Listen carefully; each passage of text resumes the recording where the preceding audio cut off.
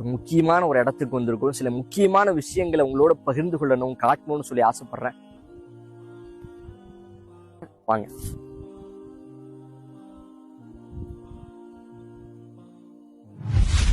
அவ்வளவுதான் இந்த உலகத்தினுடைய வாழ்க்கை. மனிதன் எப்படி எப்படியோ இந்த பூமியில வாழ்ந்திருப்பான், எவ்வளவு பெரிய அறைகள்ல வாழ்ந்திருப்பான், பஞ்சு மெத்தைகள்ல கிடந்து உறங்கி இருப்பான். ஆனால் அவனுடைய யதார்த்தமான கடைசி நிலை என்னன்னு பாத்தீங்கன்னா, இதுதான் அவனுடைய கடைசி நிலையாக இருக்கும். ஒருத்த ஜனாசாவாக மரணிச்சுட்டான்னு சொன்னா, அவனை கொண்டு வந்து அடக்கம் செஞ்சுட்டாங்கன்னு சொன்னா, அவ்வளவுதான், எல்லாமே முடிஞ்சு போச்சு. அவன் சேர்த்து வைத்த பொருளாதாரமாக இருந்தாலும் சரி, அவனுடைய உறவுகளாக இருந்தாலும் சரி, மனைவியாக இருந்தாலும் சரி, மக்களாக இருந்தாலும் சரி, யாராக இருந்தாலும் சரி, அவ்வளவுதான் இந்த உலகத்தினுடைய வாழ்க்கையில. நீ என்னோட இந்த பூமியில வாழ்ந்த, உன்னோட வந்து கபருக்குள்ள நான் உட்கார போகிறேன் என்று சொல்லி உங்களோடு வந்து இருக்க போவது கிடையாது. நீங்கள் தன்னந்தனியாகத்தான் இருக்க போகின்றீர்கள். ஒரு நாள் 2 நாள் தான் ரொம்ப அழகழகாக அலங்காரமாக இருந்திருப்பீங்க, வெள்ளை சட்டை தான் போட்டிருப்பீங்க, ஏதோ மூஞ்சி எனக்கு வெயில்ல பட்டானுக்கு டேனா இருக்கக்கூடாதுன்னு சொல்லி கிரீம் வாங்கி போடுறது அது இதுன்னு சொல்லி போட்டிருப்பீங்க. ஆனால் ஒரு நாள் 2 நாட்கள்லயே உங்களுடைய உடம்பெல்லாம் பச்சை நிறமாக மாறிவிடும். 3 நாள் 4 நாள் போச்சுன்னா உங்களுடைய வயிறெல்லாம் ஊதி வெடித்து விடும், மூளைகள் எல்லாம் உருக ஆரம்பித்து விடும். 1 மாசம் 1.5 மாசம் தான் ஒண்ணும் இல்லாமல் இதை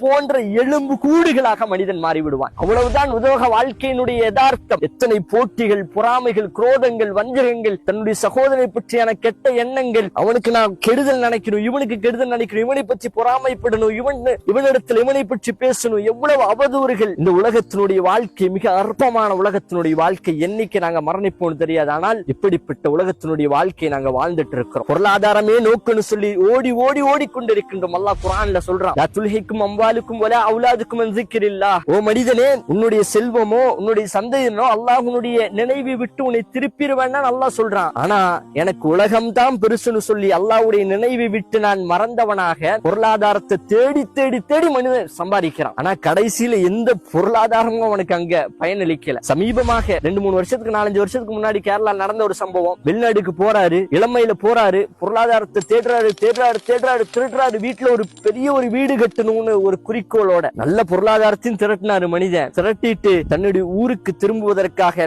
அந்த கோடி ரூபாய் கட்டப்பட்ட மாளிகையில் தங்க வேண்டும் என்பதற்காக பிளைட்ல வராரு. வரக்கூடிய சமயத்துல ஹார்ட் அட்டாக் ஏற்பட்டு ஜனாசாவாக அந்த வீட்டுக்குள்ள போறாரு. சேர்த்து வச்ச செல்வம்லாம் எந்த மூளைக்கு. அவ்வளவுதான். நீங்கள் மரணித்து விட்டு என்று சொன்னா எவ்வளவு கோடி கோடி நீங்கள் சேர்த்து வைத்தாலும் அடுத்த நொடி வேறொருவருக்காக அது சென்றுவிடும். நீங்கள் கோடி கோடி சேர்த்து வைத்த தங்கங்களோ வெள்ளிகளோ அல்லது மாளிகைகளோ உங்களோடு இங்க வந்து தங்க போறது கிடையாது. நீங்கள் எலும்பு கூடாகத்தான் இங்க கிடைக்க வேண்டிய நிதர்சனமான உண்மையாக இருக்கு. அதை மனிதன் மறந்தவனாக வாழ்ந்து கொண்டிருக்கின்றான். இவ்வளவுதான் உலகத்தினுடைய வாழ்க்கை. எதுக்காக வந்திருக்கும்? இப்னு உமர்னுடைய தோல் புஜத்தை பிடித்து அல்லாஹ்வுடைய தூதர் ஸல்லல்லாஹு அலைஹி வஸல்லம் சொன்னாங்க, யா இப்னு உமரே குன் ஃபித் துன்யா கஅன்னக கரீபுன். இந்த பூமியில் நீ வாழக்கூடிய காலகட்டத்தில் ஒரு கரீபாக, ஒரு ஆபிரி சபீல்னு சொல்லி சொன்னாங்க. எப்படி நீ வாழ்னு சொன்னா, இந்த பூமியில் நீ வாழக்கூடிய சமயத்துல ஒரு வழிப்போக்கனை போல நீ வாழ்ந்து விட்டு சென்றுன்னு சொல்லி சொன்னாங்க. ஒரு வழிப்போக்கன் எப்படி இருப்பான்? வருவான், தங்குவான், கிளம்பிடுவான். ஒரு நிரந்தரமாக வாழ்வதற்காக அல்லாஹ் படைக்கல, ஒரு தற்காலிகமான ஒரு விடயத்திற்காக இந்த பூமிக்கு நாங்க வந்திருக்கோம். ஆனால் நிரந்தரமாக நான் வாழ்வதை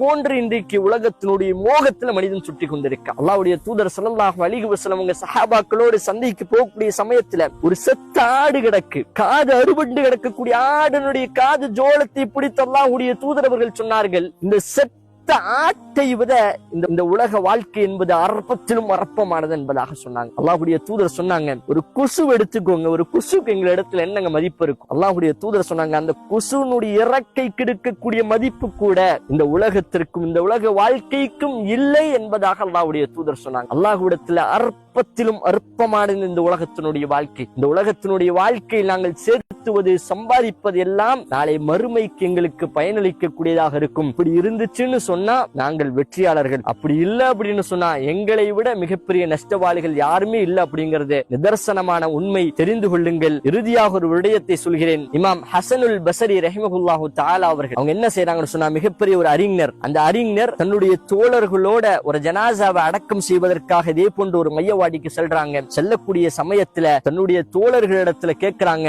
யா தோழர்களே, இதோ இந்த ஜனாசா இருக்கா இல்லையா, இந்த ஜனாசாவிற்கு அல்லாஹ் ரப்புல் ஆலமீன் இந்த பூமியில் மறுபடியும் வாழ்வதற்கு ஒரு வாய்ப்பு கொடுத்தான்னு சொல்லலாம்.